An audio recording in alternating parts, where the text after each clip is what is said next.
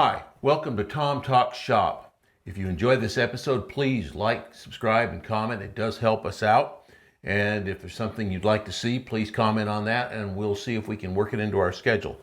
Today I'm making corner blocks for trim. I don't have a bunch of miscellaneous trim in here, but what we're doing here is we're working on a building that we're making a lot of trim for. It doesn't have any square corners. But we often do this anyway, and we're going to be putting cove molding in each of the corners, so the cove molding will fit in like this. And then, as this sits up in the corner, your other moldings will butt up to it like so, like that. And then another cove molding at the top will go around it and wrap it, in this case.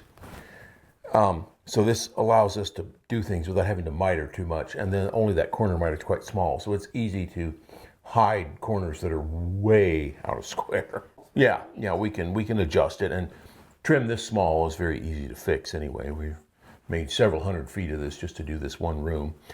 And we've got to make, I don't know, over a dozen of these just for the other. So with that, let's get started. Thank you. Okay, I've got a trim block here and a pencil. See that? So I've got a trim block here, and we have a job we're working on right now where we're going to be installing a whole bunch of this trim right here, and a lot of it in the corners, because this building, there is not a square corner in it to my knowledge. So I've got to make some blocks, and our end goal will be something like this, so what we'll be doing is this would be a piece of cove molding on the corner of the wall, and this will go up in the top and bottom corners for the baseboard, and for the crown molding, the baseboard would go, of course, that way. I think you can see that. So anyway, I've been making a bunch of these, and I've got to make a bunch more. So what I want to do is I take each of my blanks, and the first thing I want to do is find the corner where the grain is running like that. Now that I've determined my corner direction, I need to take and find my relief, which in this case is 1/8 of an inch. Doesn't need to be very deep, just a little bit in each corner. And then I also mark off just a wee area here as I slip. That's going to be 3/8 by 3/8. And I'm just going to chop away a little bit of waste there.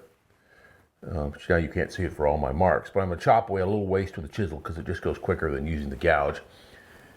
And before I clamp the piece in, I want to make a rough profile of what has to be removed. After I've done that, I go ahead and get it in the clamp here. And this is basically, I'm treating it like a short piece of trim. If you try to clamp this on your bench, you're going to lose fingernails, lose hair, and lose your temper, like I did yesterday. So you will, once you have it in here clamped like a piece of trim, then I just give myself a quick index mark. In this case, it's about 1.5 inches. I don't follow it religiously, but it just gives me kind of a starting point. Then I take my chisel, and about here, I just chop away a little bit of the waste that I need to get rid of. You've got to be careful not to go too far forward, because it will dent into your swept cove.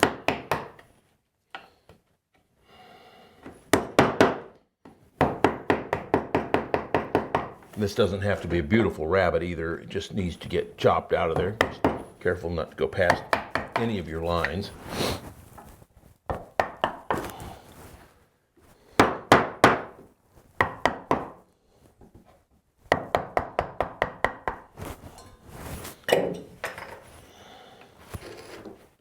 I'm just going to remove that, tear it out of there, and there we are.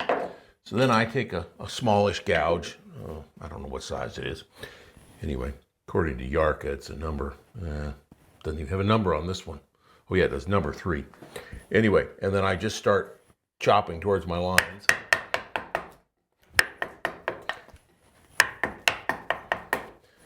If you're right-handed, you might want to put it on your trim board the other direction. It doesn't make much difference to me one way or the other. Now, I've already gone past my reference line, but the reference line is just like where I would like to start. These are never exactly perfect, but that's all right. just quickly chop to the line. And I actually want to go till I just get rid of the pencil lines. And I'm not going to do that with this gouge, or I come right close.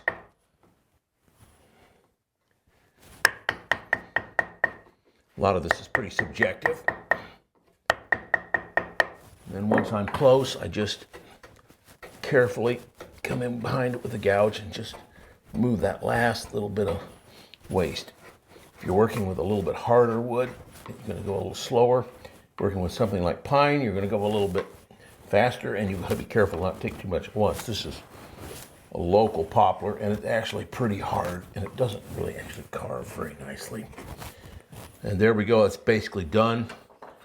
Depending on what your client or what you want, you can take a scraper, a little sandpaper to it. I'm just going to get a few of the tool marks off, and then I'm going to call it good. These are going to be painted, so it's not a big deal. Doesn't have to be pretty that way. After they're installed, they can be lightly sanded so that they match up with whatever your piece of trim is perfectly. And there you have it.